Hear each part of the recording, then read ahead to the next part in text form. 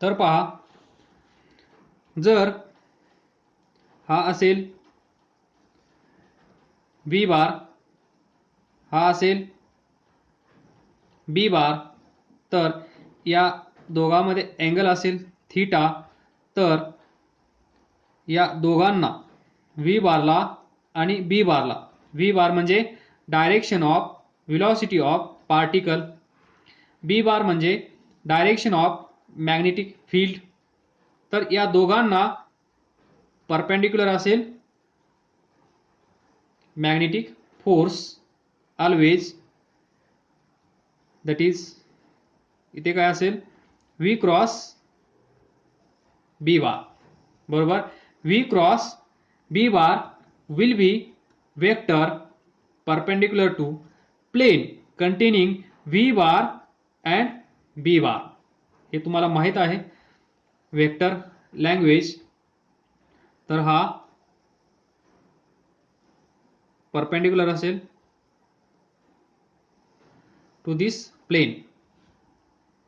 V bar आणि B bar ज्या प्लेनमध्ये आहेत त्यांना हा V bar cross B bar perpendicular असेल.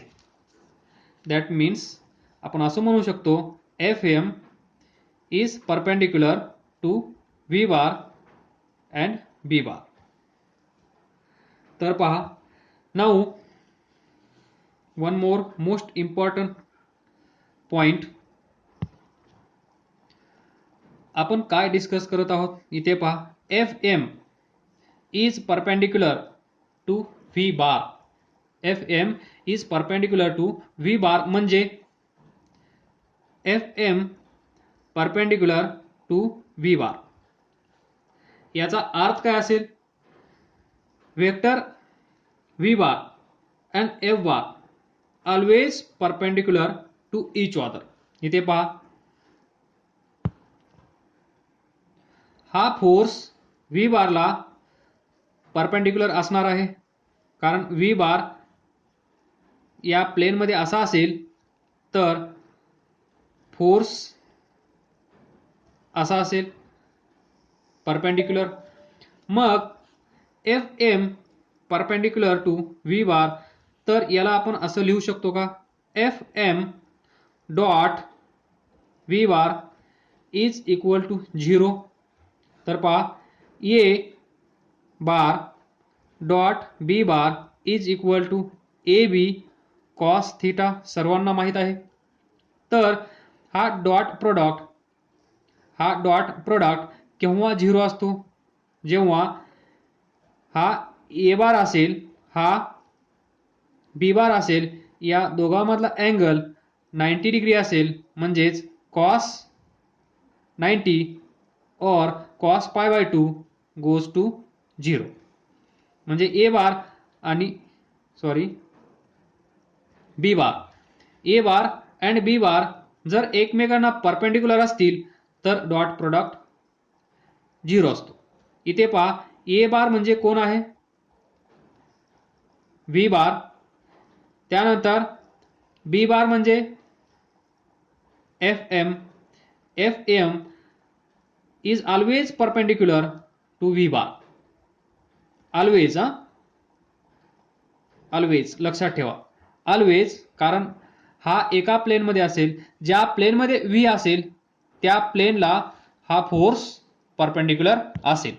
त्यामुळे तर घाबरून जाऊ नका, तर हे लॉजिक लक्षात ठेवा. आणि एच्या ठिकाणी व्ही, बीच्या ठिकाणी एम, एफ एम घ्या आणि असं लिहू शकतो आपण, जर आपल्याला हे दोन एकमेकांना परपेंडिक्युलर आहेत असं माहीत असेल तर त्यांचा डॉट प्रोडक्ट 0 येतो. आणि डॉट प्रोडक्ट 0 म्हणजेच वर्क डन किती असेल, कोण सांगेल, वर्क डन किती असेल, फोर्स आला म्हणजेच डिस्प्लेसमेंट आलं, कारण हा पार्टिकल आहे, या पार्टिकलवर मॅग्नेटिक फोर्स एक्झर्ट होत आहे. मॅग्नेटिक फोर्स एक्झर्ट झाल्यामुळे हा पार्टिकल इथे पुढे जाईल, म्हणजेच एवढं डिस्प्लेसमेंट होईल. डिस्प्लेसमेंट झालं म्हणजेच force into displacement, work done आलं. तर इथे वर्क डन काय असेल पहा, हा पार्टिकल असेल या पार्टिकलची व्हेलॉसिटी या डायरेक्शनमध्ये असेल व्ही बार, तर याच डायरेक्शनमध्ये डिस्प्लेसमेंट होईल की नाही. जर या पार्टिकलवर समजा एक XYZ बॉडी आहे, या बॉडीवर या डायरेक्शनमध्ये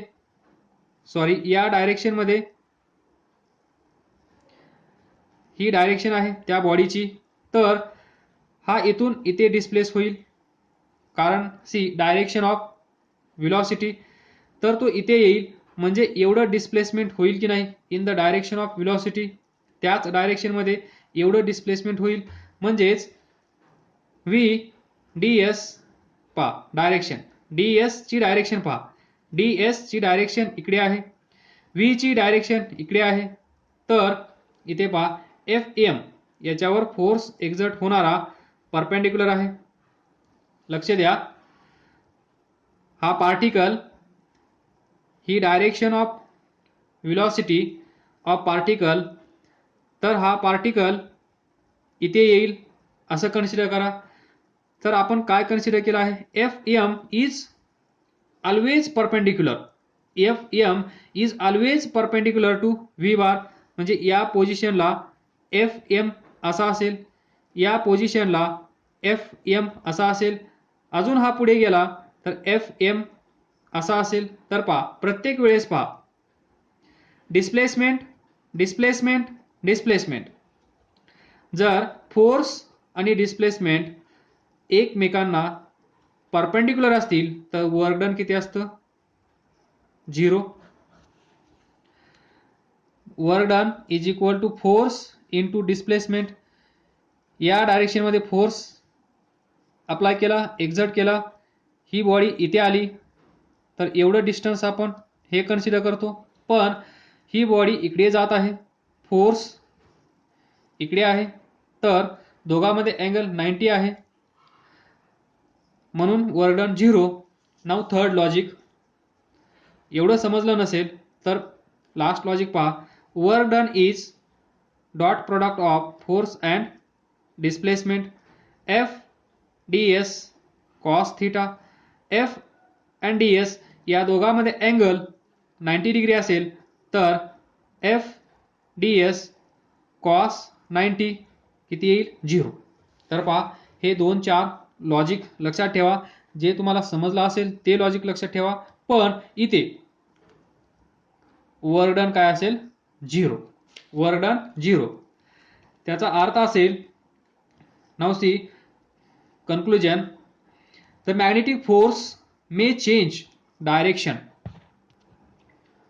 तर पहा थोडंसं इमॅजिन करा, V bar B bar sorry this is direction of magnetic force इकडे, तर हा पार्टिकल इथे आहे, म्हणजे फोर्स या पार्टिकलवर या डायरेक्शनमध्ये एक्झर्ट होत आहे, तर पार्टिकल इकडे जायला पाहिजे. पण या पार्टिकलची जी व्हेलॉसिटी आहे त्याची डायरेक्शन अशी आहे, तर हा इकडे पण जाणार नाही, हा इकडे पण जाणार नाही, तर काय होईल, थोडासा इथे असेल, त्यानंतर इथे असेल, त्यानंतर इथे असेल, त्यानंतर इथे असेल, त्यानंतर इथे असेल, त्यानंतर इथे असेल, तर ही पाथ असेल resultant path. Velocity, direction of velocity इकडे आहे, याच्यावर एक्झर्ट होणारा force that is magnetic force या डायरेक्शनमध्ये आहे, म्हणजे याच्यावर 2 डायरेक्शनमध्ये फोर्स एक्झर्ट होत आहे असं म्हणायला हरकत नाही. काही फोर्स इकडे आहे, काही फोर्स इकडे आहे, तर हा रिझल्टंट इकडे जाईल. याचा अर्थ काय असेल, this magnetic force may change the direction of motion of charge particle. आलं लक्षात, magnetic force, this magnetic force may change direction of motion of charge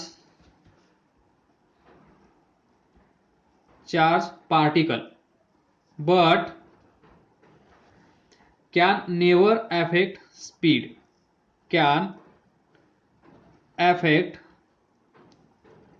can never affect the speed. हा स्पीड चेंज होणार नाही, हा speed कायम राहील, हा speed change होणार नाही. म्हणजे हा जो फोर्स आहे हा फोर्स या स्पीडला डिस्टर्ब करणार नाही. हा स्पीड या डायरेक्शनमध्ये इथे तेवढाच असेल. हा फोर्स या पार्टिकलला इकडे खेचत असेल. तर हा पार्टिकल असा इकडे जात असेल. हे नेचर आपण पुढच्या लेक्चरमध्ये पाहणार आहोत.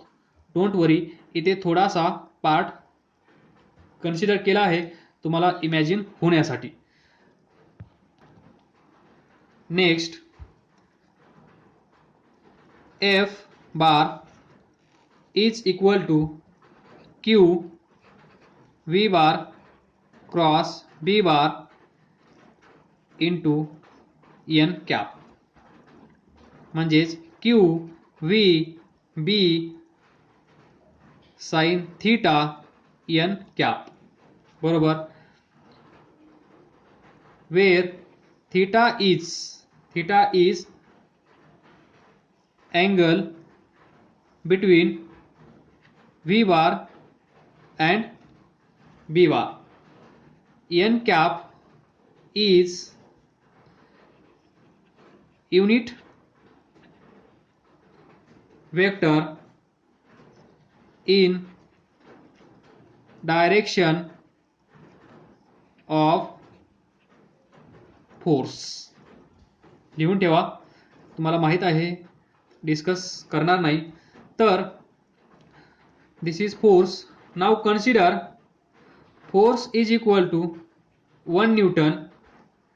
हा जो पार्टिकल असेल या पार्टिकलवर एक्झर्ट होणारा फोर्स 1 न्यूटन असेल. हा पार्टिकल म्हणजेच चार्ज हा 1 कुलोम असेल. याचा स्पीड 1 मीटर पर सेकंद असेल आणि हा स्पीड कसा असेल, परपेंडिक्युलर टू मॅग्नेटिक फील्ड. तर मॅग्नेटिक फील्ड कसा असेल मग इथे या डायरेक्शनमध्ये. बरोबर. तर पहा, हा charge Q V bar 1 metre per second या डायरेक्शनमध्ये असेल. तर ही असेल B bar, direction of magnetic field. या चार्जवर फोर्स 1 न्यूटन, हा चार्ज 1 कुलोम असेल तर Q is equal to 1 coulomb, V is equal to 1 metre per second. Then we can define unit of B. So from this F is equal to Q1 V1 B find करायचा आहे. इथे पहा V bar and B bar angle किती आहे 90. So sine 90. Then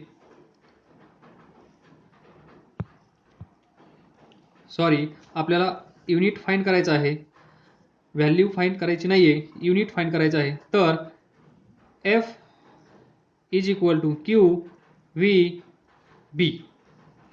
F is equal to Q V B जेव्हा या दोघांमधला angle 90 असेल तेव्हा. From this B is equal to force upon Q V. तर force newton, Q charge, coulomb, velocity metre per second. तर यालाच आपण कसं लिहू शकतो, newton second coulomb metre. This is unit of B. B म्हणजे काय, मॅग्नेटिक फील्ड. बरोबर. Unit of magnetic field is newton second per coulomb metre. याला तुम्ही असं लिहू शकता. तर पहा, तुम्हाला माहित आहे what is current. Q is equal to I T तुम्हाला माहित आहे. I is equal to Q by T हे माहित आहे. क्यू म्हणजे कुलम, टी म्हणजे सेकंद. तर इथून पहा newton as it is C by S, S इकडे येईल, C by S into M. C by S म्हणजेच काय, करंट. तर न्यूटन पर करंटचं युनिट काय आहे, ampere, into this metre. This is one more unit for magnetic field. त्यानंतर यालाच आपण म्हणू शकतो it is equal to tesla किंवा weber per metre square. These are units of magnetic field. हे असेल, हे असेल, हे असेल, टेस्ला म्हणजेच वेबर पर मीटर स्क्वेअर.